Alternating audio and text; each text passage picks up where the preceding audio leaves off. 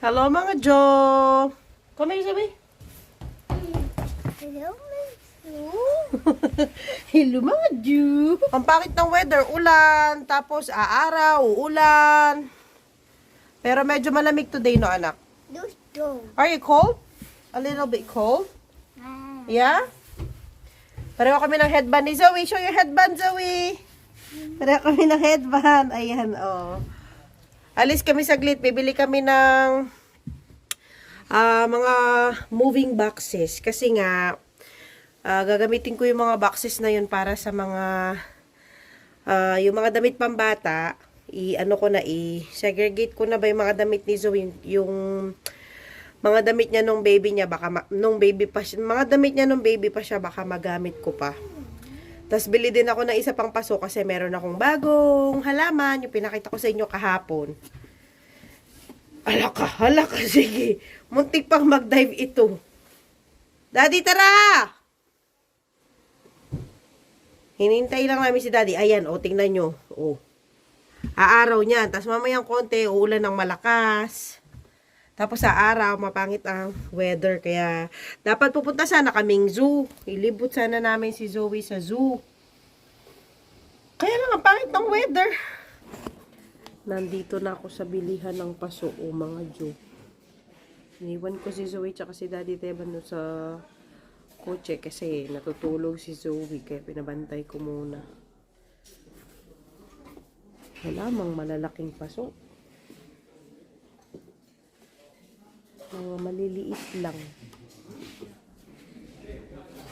Ganyan. Tingin pa ako sa kabila. Baka may mabili ako doon. Wala akong nabili mga Jo na paso. Puntahan ko na sila Daddy Teban sa parking.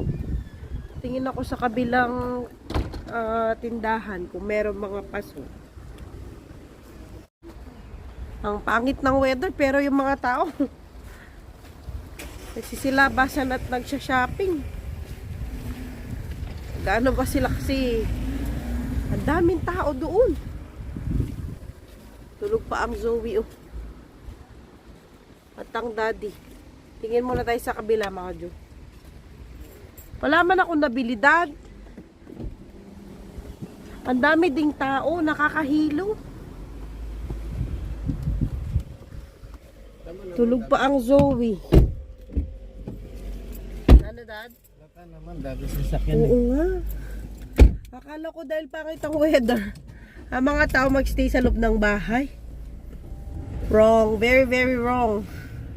Tingin tayo sa kabila. Kamasarap pa ang tulog ng Zoe, Nandito na ako sa kabilang kabilihan ng mga Jo. Bilihan ng mga paso. Grabe, kaluma na ng mga to. Binibenta nila. Hindi ko alam kung pwede ba itong cup or pwede siyang paso. Ayan, ang laki niya. Yung mga taga dito mahilig sa mga ganito ba? Yung mga nakakatakot na dal na ganyan. Yung mga matatanda, ilalagay nila yan sa sa may bintana nila. Ayan, nakakatakot. Pero mahilig sila sa ganyan. Tsaka sa mga ganito ang mga lalagyan ba ng boiled egg. Ayan, ang dami. Ayan, lalagay nila dyan. Pag nag-almusal sila, lalagay nila yung boiled egg nila dyan. Ayan, dito maraming paso. Nakakuha na ako ng isa, Ito, malaki. Ayan, Siya ay, magkano ba ito? €2.50 lang. Malaki na siya. Kunin ko yan. Hanap pa ako. Pwede pa ito, Ito ay €1.75. Pwede rin ito. Hanap pa tayo mga Jo. Hanggang doon ang paso nila. Marami silang paso. Nakabili ako ng 4 mga Jo. Ayan, 4 na pots. Hi! Good afternoon, Zoe! Gising na ang Zoe! Hello! Wala pa sa bootyard. Ayan mga Jo, umuulan na naman. Kaya Nakakatamad lumibot talaga today. Di man din ako nakabili ng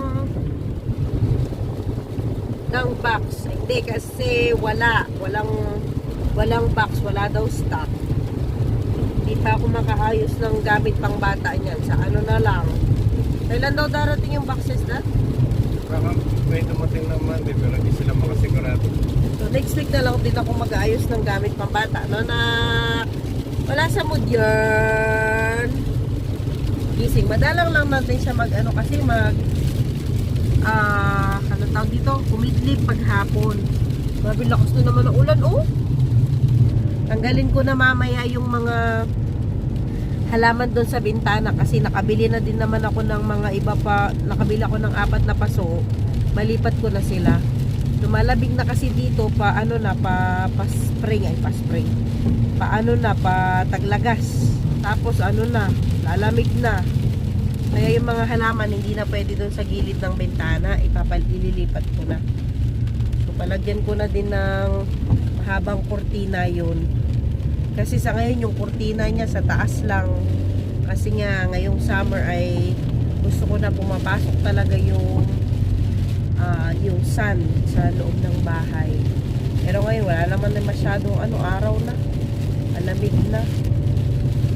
Kaya palagay ko na yung dalawa kasi yung yung kurtina niya, isang puti sa unahan kasi 2 layer siya na ganon. Yung unang layer niya ay puti tapos kulay green yung pangalawang layer. Palagay natin mamaya kay Daddy Teban kasi masyado yung mataas. Tsaka akyat ka pa, hindi ako makaakyat. Oyo! Na paano yan? Andyan pa rin ang kanyang nail polish. Oh, pinapaalis na nga niya. Gusto daw niya yung purple. Hala ka, pakita pa talaga niya. Oh, look at your mouth. So dirty.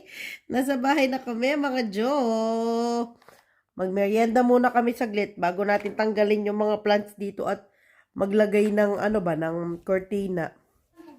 Ayan na, merienda, mga Jo. Mangan. Pinakuha ko na kay Daddy itong kurtina namin, oh. Kahit lukot-lukot. Ayan, papatanggal ko na yan. Patanggal ko. Ano ba naman itong dalaga ko? Na paano ka? Kasi nag-aaway sila, oh. Sige ka. Oh. Sino nang nanalo? Nagre-wrestling sila dyan. Nagre-wrestlingan sila. Paano ba tayo mag-alis ng niyan? Ay mga Jo, papatanggal ko na yun. Kasi lumalamig na. Tapos, paalis ko na rin ito.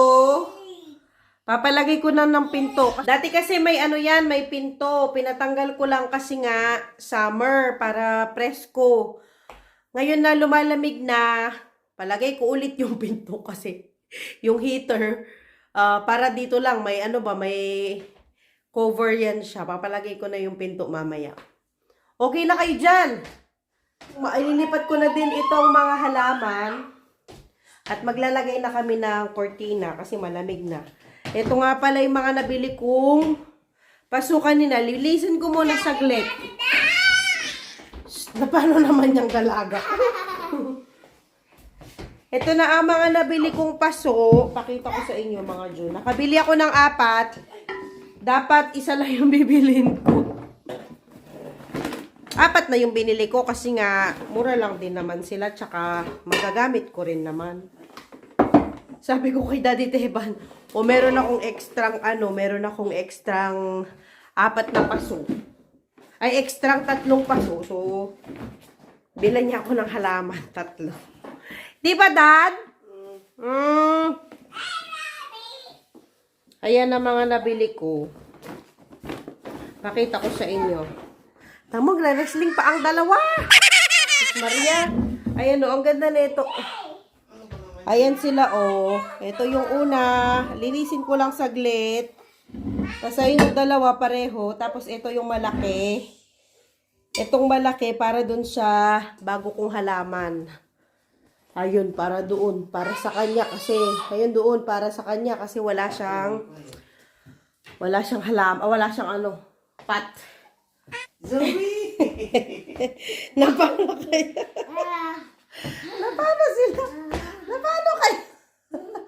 Napano? Agoy. Ayan, napaka-clicky sa daddy niya, oh. Madalang lang niya kasing makasama ang daddy niya. Kaya yan, klinging-klingi. O tara na, maglipat na tayo. Ay, salamat. Ayan na mga Jo, nalinis ko na ang mga pots. Ilipat na natin ang ating mga halaman. Ilipat ko siya dito. Kasi malaki man ang pot na ito. Hala, meron siyang mga na-dry na din. Nalagay ko lang siya dyan. Sana sa ayan, sakto lang siya dito. Oh, saktong-sakto lang talaga siya. Ayan, oh mga Jo. Ang ganda. Ang laki niya, oh, parang gabi. Ayan. Ilagay ko muna siya dito kasi maglipat-lipat tayo ng mga halaman. Maglipat muna ako ng mga halaman, mga Jo. Tanggalin ko muna ang ating cortina dito. Yan. Di ko alam saan ko ba ilagay lahat ng mga halaman, pero itatry ko ipagsama-sama sila. Ay, meron akong bagong pala, oh. Ayan, inano ko ito. Pinatubo. So, meron na siyang roots. Ayan, it's time na para ilipat ito. Tumubo na siya dyan. Oh, dagdagan ko lang ng tubig mamaya. Ilagay lang tayo doon. Para malinis ko na rin tong area na ito. Ito kailangan niya ng malalim kasi nga ayan, oh. Mas okay siya dyan. Mahuhulog ang mga leaves.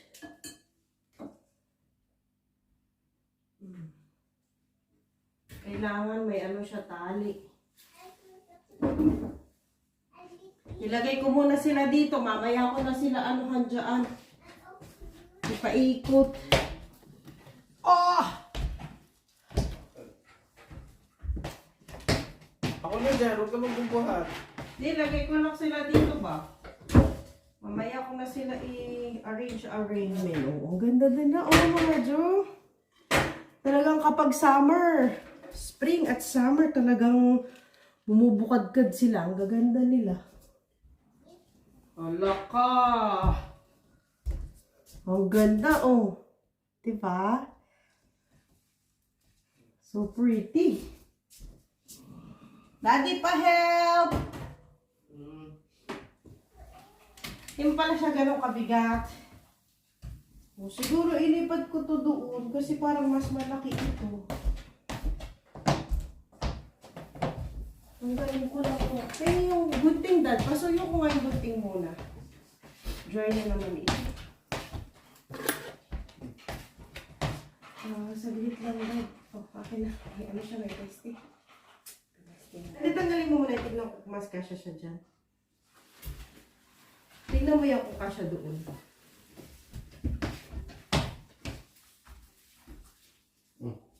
Kasya siya? Sobra. Okay. Sobra pa. Itong anuhan mo. Lagyan mo siya ng tubig hanggang mababad siya. Okay lang malagyan ito ng tubig.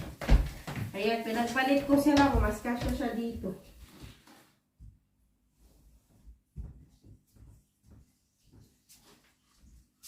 Anak ka, baba ko muna siya dito.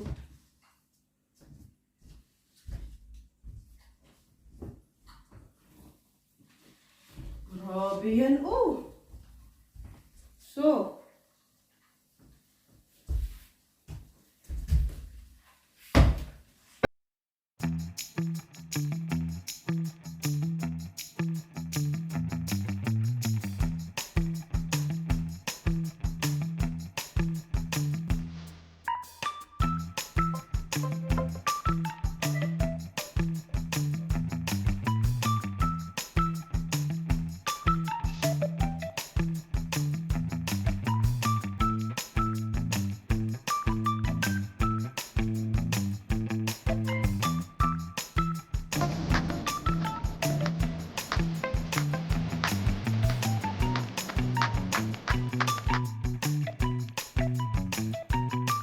Nalinis na mga Jo. Wala na yung mga halaman doon.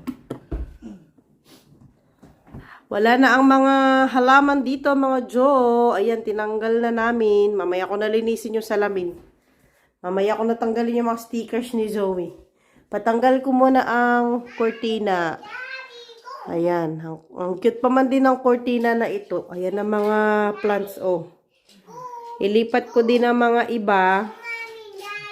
Bakton. Tapos, itong mga ni Daddy Teban, ipalagay ko na lang doon sa taas doon. Tanggal na. Dalawa pala yan, Dad. Ayan. Bakton. Patanggal muna natin itong unang cortina. Kasi dalawa yan. Pwede ka maglagay ng dalawang cortina. Isa sa... Ayan, tag-blurred. Ayun dalawa yung niya, kumbaga, sabitan ng cortina. Maglagay na naman daw siya ng stickers dyan sa window. Naku naman Lagay na ni Daddy ang cortina, Yung una, kasi yung sa pinakauna, puti. Yan muna ang palagay ko. Hanapin ko pa yung cortina ko na puti. Ito, yan. Yung green na ma-blackout ba ang ma-blackout ang araw.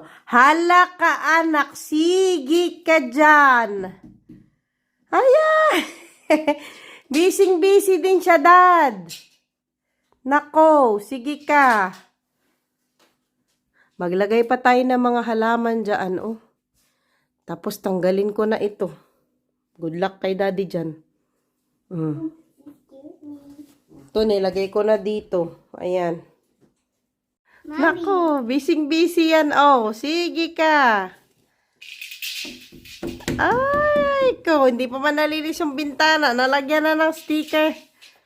Yan talaga ang lalagyan na niya ng sticker. Kaya tungta siya. Makatungtong na siya ulit dito. Ito kasi ang tambayan niya. Yan. Tambayan niya yan kapag autumn at saka winter. Kasi malamig. Nandito yung heater banda. Kaya warm dito banda. Kaya yan ang tambayan niya. Grabe, ang aayusin ko pa mamaya, Ayan, ang halaman. Hayay ka, busy yan. Tama na muna, nak. Maglagay muna ng cortina si Daddy.